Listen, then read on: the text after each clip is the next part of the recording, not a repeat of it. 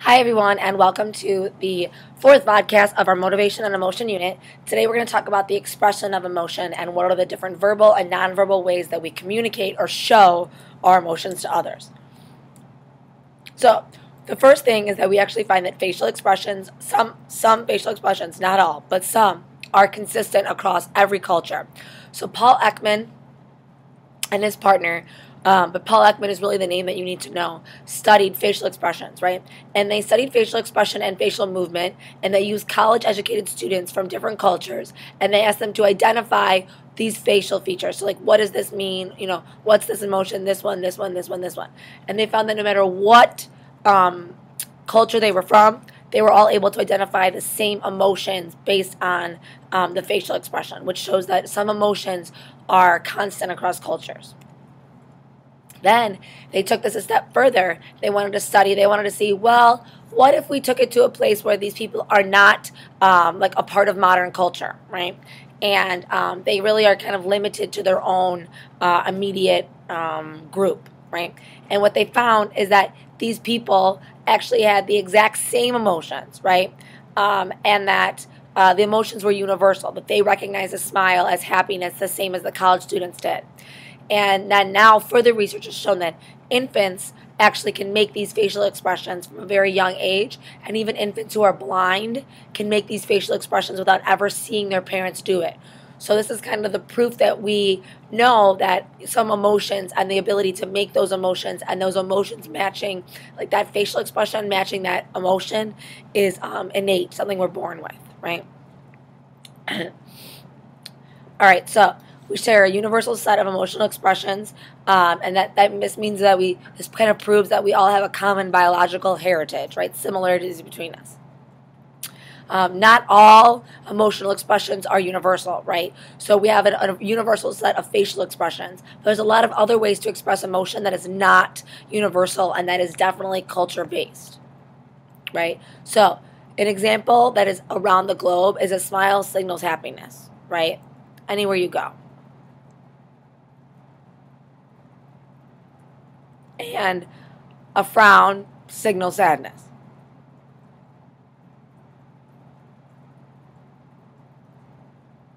Right? But the idea here is that sometimes people can fake emotions, right?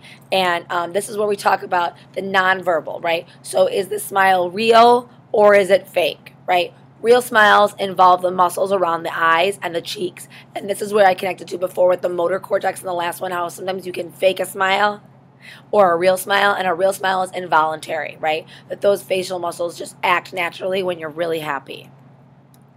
Right? A real smile raises the lips and causes crow's feet around the eyes. Not a real smile, right? Also not a real smile, fake. Okay? So, in every culture, there are certain display rules. So rules for displaying certain emotions, right? Permissible ways of showing emotion in that society. For example, Asian children are taught not to display emotion and to kind of put them in check, while American children, especially females, are taught to express them more often, right? So, and this is another example. In some cultures, it's okay to show affection and love and those kinds of things in public. And others, it's totally not, right? Here's another example of that. Another example, right? So in some cultures, men greet each other by kissing each other on the mouth, or they do the kiss on the either side, right? And is that emotional expression allowed? It's not normal, maybe normal, or what's customary in American culture, but in others, it's totally normal, right? Another example, right? How do you show your emotion towards your parents, right? How many of you guys still kiss your parents on the lips? So this is a question about what's acceptable and what do we show in different cultures. Another example is these gestures, right? So in some cultures, like in America, thumbs up is like, good job, way to go. And in some cultures, thumbs up is like up yours, right? And in our culture, this is like, okay, like good job, okay, yeah, whatever. And other cultures is like zero, nothing, like you're zero. So different gestures that represent certain emotions are not similar across cultures, right? Now, the most important thing to know about the expression of emotion is that 90% of the emotion you express is actually nonverbal, right? Nonverbal means that you're not saying how you feel, right? It's being shown through your body language. And nonverbal communication either repeats. So, for example, somebody asks you how you're feeling, and you say, I'm feeling great, and you're smiling, right? You're like, awesome, and it matches, right? It repeats it. Or substitutes, like, how you doing, right? And you just give a thumbs up, okay? Or contradicts. So people are like, hey, how are you? You're like, I'm fine. I'm fine, right? You're obviously not fine, right? And that's where you want to look, where if they don't match, nonverbal communication is going to give away the real emotion. So here's just some pictures of nonverbal communication that I thought were interesting, right? The crossing of the arms means defensive, right? You know, things to pay attention to: your body orientation, the posture, the gestures, the facial expressions, if they're touching each other. And then your clothing can actually be a type of nonverbal communication, but don't worry about that.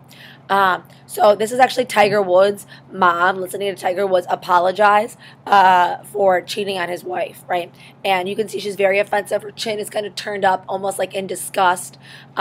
This woman seems to be listening more than this one, but they both have their arms crossed in their laps, right? And actually that doesn't know if, you maybe wouldn't think about that, but actually I read a book and that was saying that that's intentional, and that when women feel like nervous or attacked, they tend to cross their hands over their crotch, because it's like literally like they're protecting themselves, right? Which I know sounds weird, but so this is George Bush at a United Nations conference, right? So what's this saying, right? You have the eyebrows are raised, the hand on the mouth, right? He's slouching over.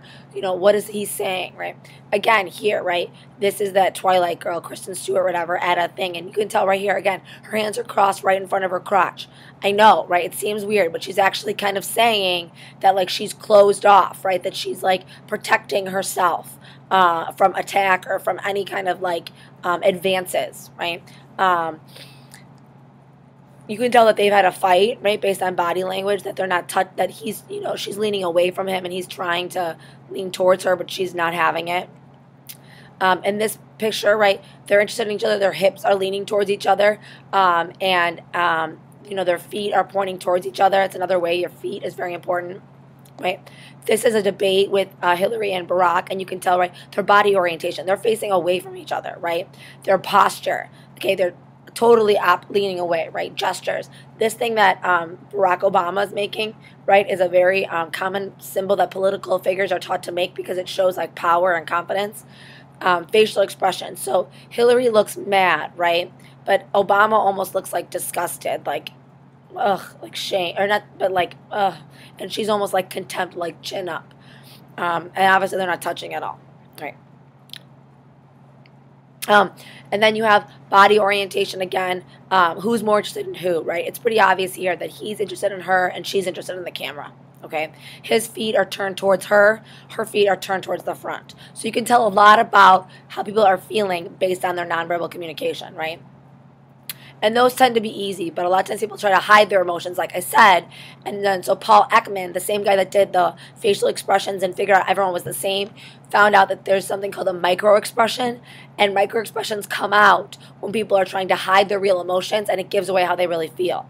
So anger microexpression looks like this, right? You're looking for these points in the face: contempt, sadness, disgust, like this, surprise, fear, right, and happiness. And so these are all across cultures, right? Because they work off of the universal. So all of these are those universal emotions, right?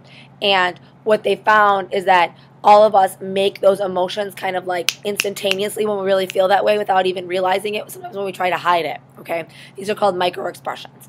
And they're done by Paul Ekman. And the episode of Lie to Me you're going to watch is actually going to talk about this and how these work.